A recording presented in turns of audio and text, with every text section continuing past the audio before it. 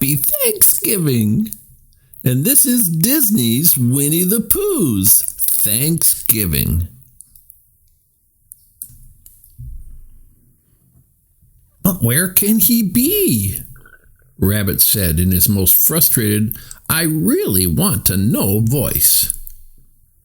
It was the question that was on the mind of everyone standing at Winnie the Pooh's front door.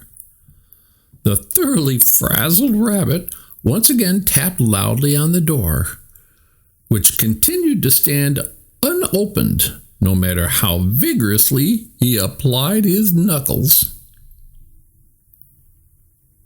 Tigger was sitting back on his tail with his face flattened against the glass of Pooh's window. There's nothing moving in there, he informed the others.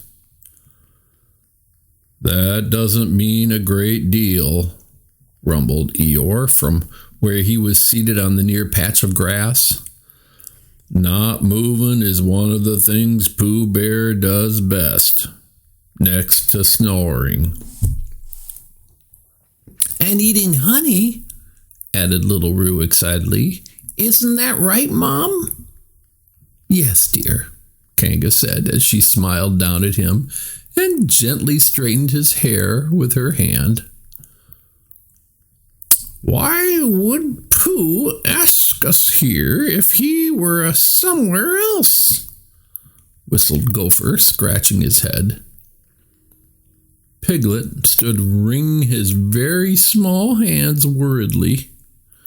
Oh dear, he sighed. I do hope he's all right.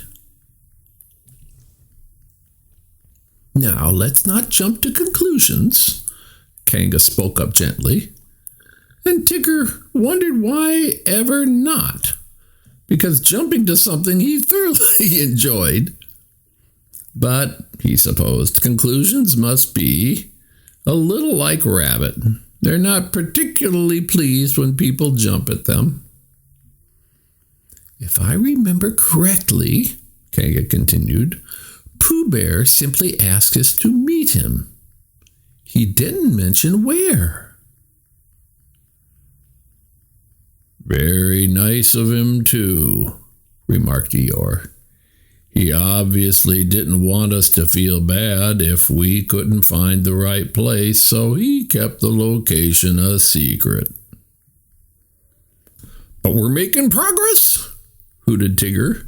We know for sure he isn't exactly here. And he pointed to the door. Now, Rabbit sighed, if we could only think of the place where Pooh is. Perhaps you just did, rumbled Eeyore. Pooh was certainly thinking about something when he called us together.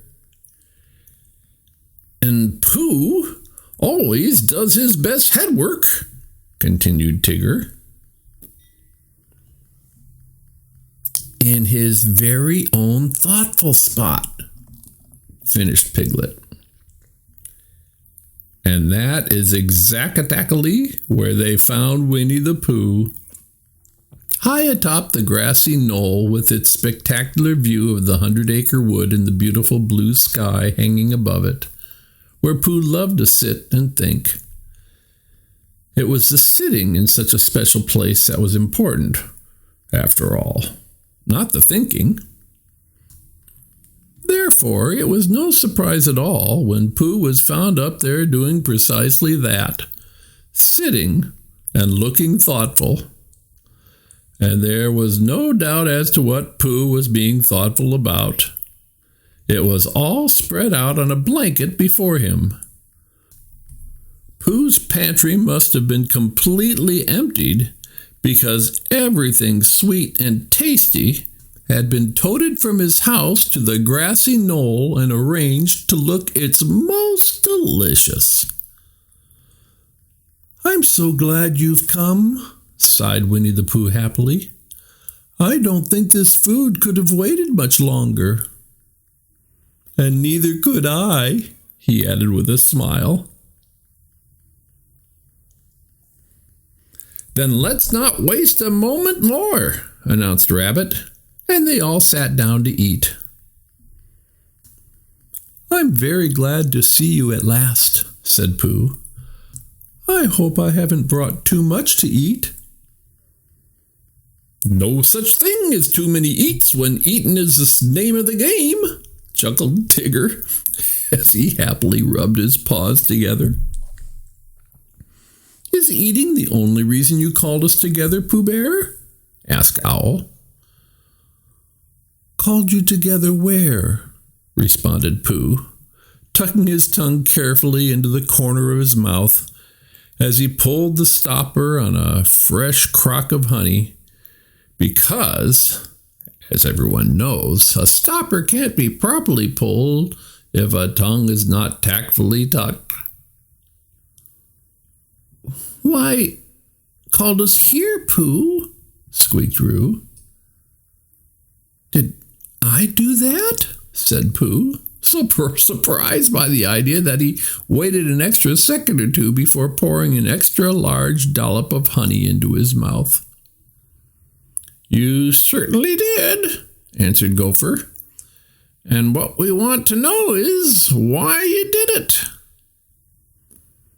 "Not that it wasn't an excellent idea, Pooh dear," Kanga added gently. "Well," murmured Pooh in a thoughtful sort of voice as he gently tugged on an ear with his honey-smeared paw, "it must have begun this morning when I sat down for breakfast."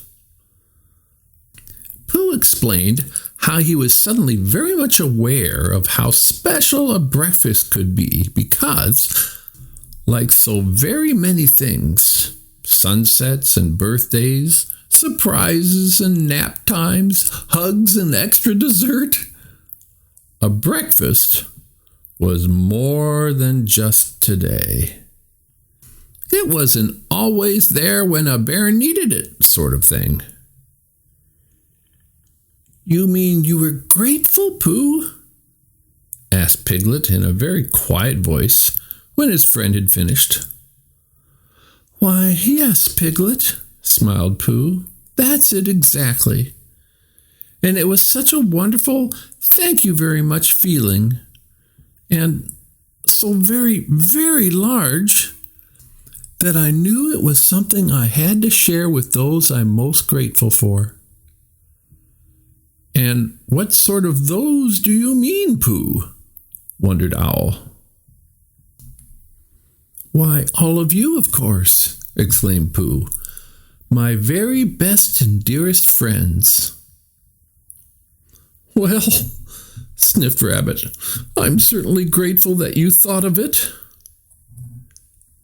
"And what are you grateful for, Piglet?" Pooh inquired politely as he put his arm around his friend's very small shoulders. "Well," began Piglet nervously, and then continued in a rush. "For a very small animal, I have a great deal to be grateful for.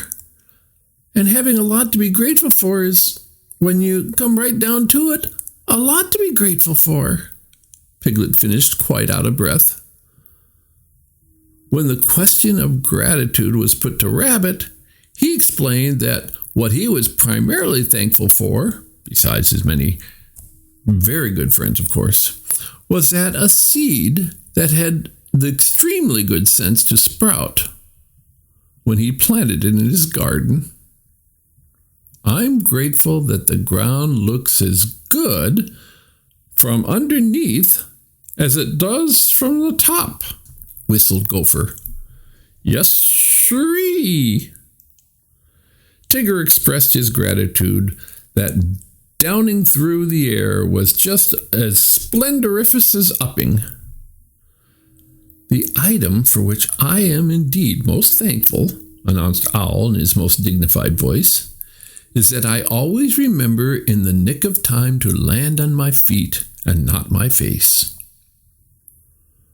"I'm grateful just for the chance to be grateful," rumbled Eeyore. "If that's all right with everyone, that is." Everyone agreed that it was indeed quite all right with them. Kanga and Little Roo said they were grateful for each other at exactly the same time. And at that very moment, Christopher Robin arrived, quite out of breath, and said, "I'm terribly sorry to be so late, Pooh Bear. What exactly are we all doing up here?" "We're having a feast and telling each other what we are grateful for," said Pooh. Then Pooh surveyed the blanket and realized there wasn't a single smackerel of anything left to eat. "You missed the feast part, I'm afraid," he told Christopher Robin sadly. "That's all right," laughed Christopher Robin. "I can still do the other." Then he stood up straight and began to speak in a very grown-up voice. "I'm very grateful for having the opportunity of finding you all here together so I can invite you to join me for Thanksgiving dinner." "Thanksgiving dinner!" exclaimed everyone all at once. "What's that?" "Well, you all already know the most important part," laughed Christopher Robin. "It's a special time when all the things we're grateful for throughout the year have their very own day to celebrate with us." "What a nice idea," said Pooh with a satisfied smile. "I'd like to thank whoever thought of it." "You thought of it all by your lonesome, Buddy Bear," shouted Tigger as he slapped Pooh happily on the back. "Ah," said Pooh with a grin. "The dinner part did sound familiar. And did you mention dinner?" Pooh asked carefully. "All you can eat and more," Christopher Robin assured him. "Isn't it wonderful," said Pooh as he rubbed his tummy, "that Thanksgiving dinner is something we're all warmed up for?" Everyone agreed that it was indeed quite wonderful. "Another thing," said Pooh quietly, "to be so very grateful for."